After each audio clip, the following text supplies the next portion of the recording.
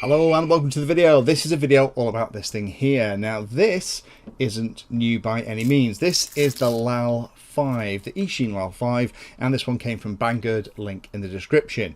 Now this is a true X frame 5-inch quad, but in the front it has the Tarsier camera, so it's capable of recording in 4K and supports both 4 to 6S batteries. I've been playing with mine on 4S. The motors on this are very bling. They're 6S capable 2507 brushless motors, and there's a 50 amp ESC 4-in-1 setup in the middle of here running BL Heli 32. I'll show you the Betaflight settings in a moment. The flight controller in here is Bluetooth capable, so you can control it with something like the SpeedyBee Bluetooth app on your phone. And to set up the Tarsier so that it auto records and things, you'll also need the Tarsier app on your phone as well. So there is a little bit of setup with this to get it working exactly how you want. The Betaflight setup out the box has all the basic configuration stuff done for you, but the Tarsier camera won't be set to auto record and it might not be in the particular mode that you need. So definitely need to install the apps and have a go at that first. So let me show you how this thing comes in the box. This is how it's supplied. I think mine is an early version of it. There were a couple of things on here that I've tweaked. I'll talk about what I've changed, and that's been fed back to Eachine, and they've changed that for the subsequent releases. So I think this is kind of a review version here. But so just be aware of all these things that I've tweaked, and double check that the ones on yours don't need those changes. Opening the box, we have the protective foam on top, we have the sticker sheet, we have a set of props, we have various bags with little bits and pieces in, things like cable ties, the prop nuts, those kind of weird wacky things that I'm not sure why they do this. Put things like an AK-47 out of carbon fibre. There's a couple of things I probably prefer they spent their time and effort on than putting those kind of things in the box. And the other thing I really like in here is they have also included the neutral density filter for the Tarsier camera. So what neutral density filters do is just make the image look a lot better. Now this is a pretty medium one, but it should help when you're flying and want to get a better contrast and deeper color saturation. And I think that kind of speaks to who they kind of made this thing for. So pulling the model out of the box, there it is all set up.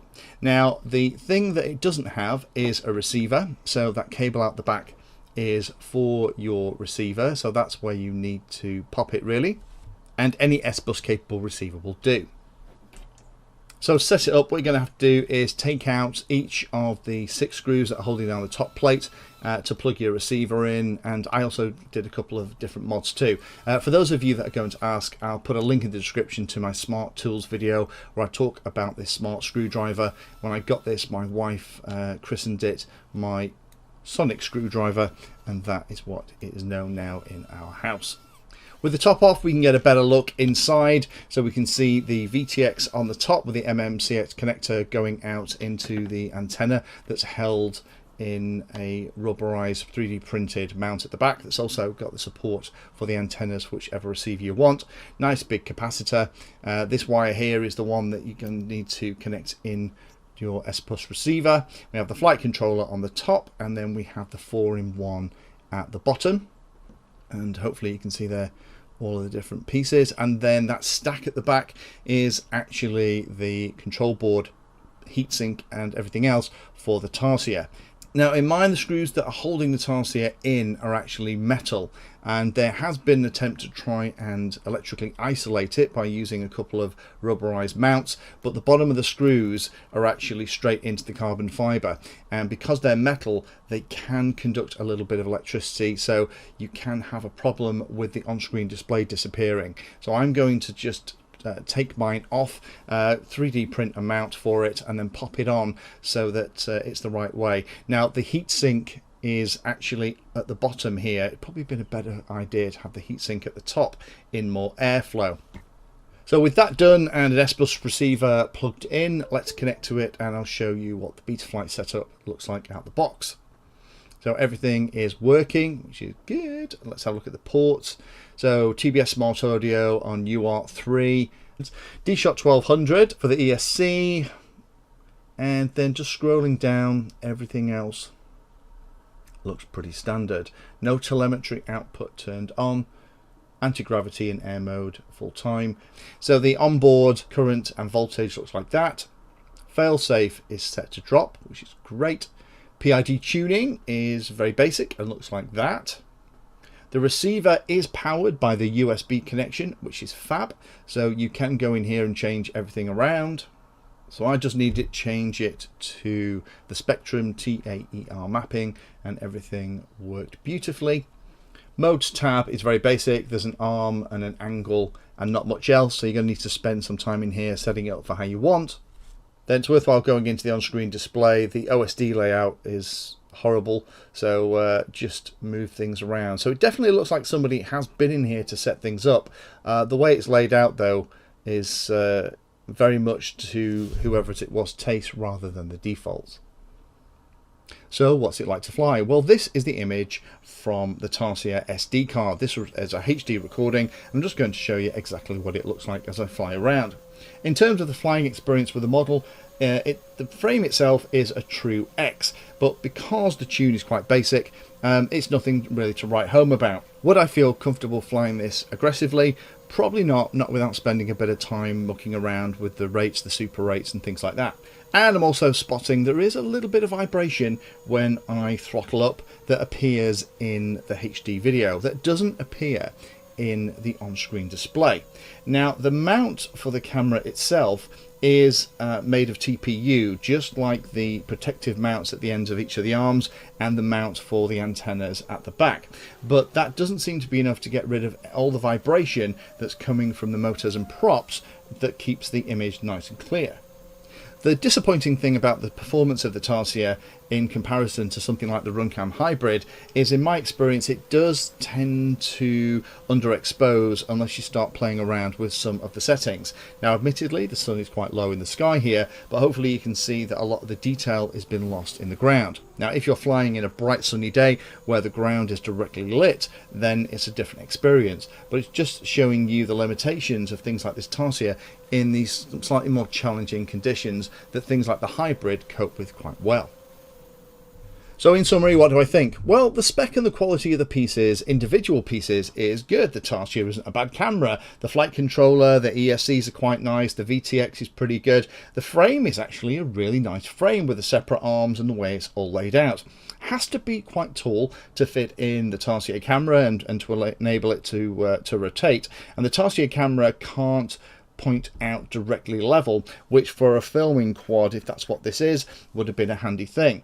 But looking how everything's fit inside the model, it is a little bit tight for space with the main stack, and then with the Tarsier at the back you've got the big capacitor, and then you've also got the little bit of room for the receiver. Now there is room to mount the battery underneath, which personally I quite like for things like filming quads. I just feel that it gives a slightly more stable hover sometimes, but by default I've been flying it with the battery on the top, and again mostly using 4S here. I haven't felt the need for 6S. Even on 4S it has an awful lot of power and it's hovering well under a quarter throttle.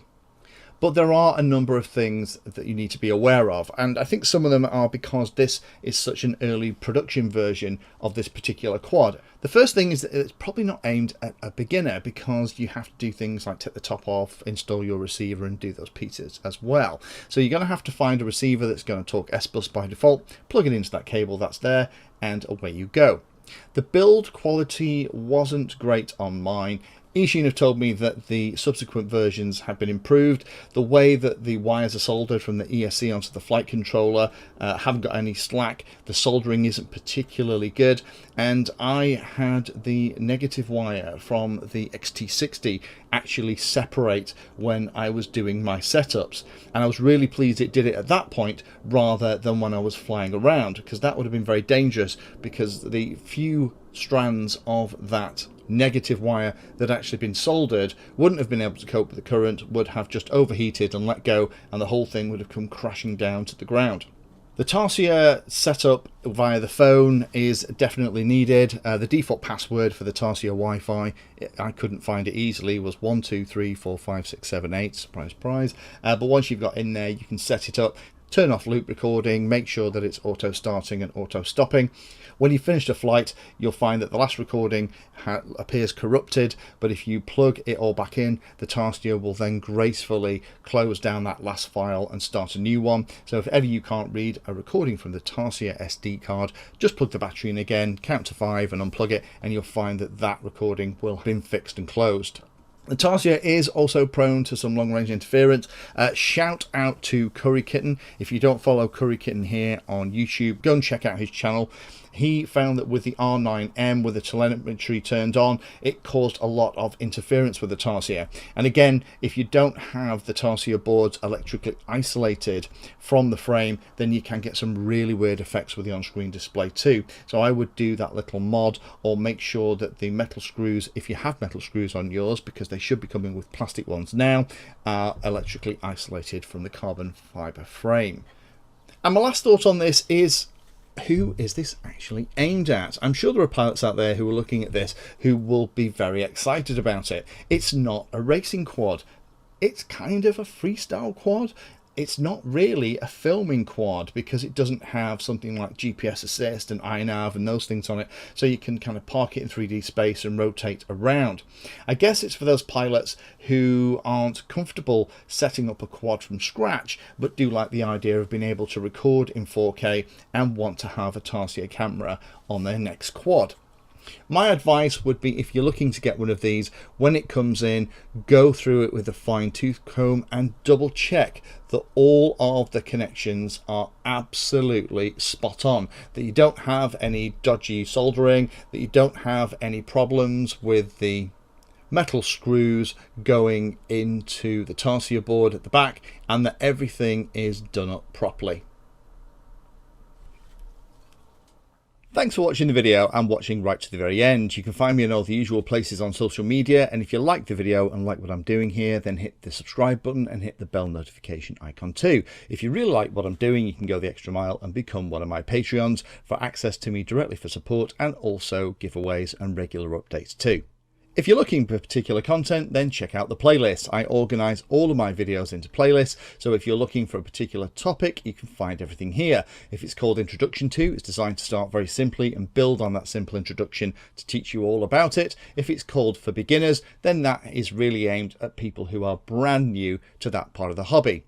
You can also search on YouTube for anything that you're interested in using the search function at the top. So iNav Painless 360 will find all of my videos and even the playlist around iNav. So thanks again for watching, and happy flying.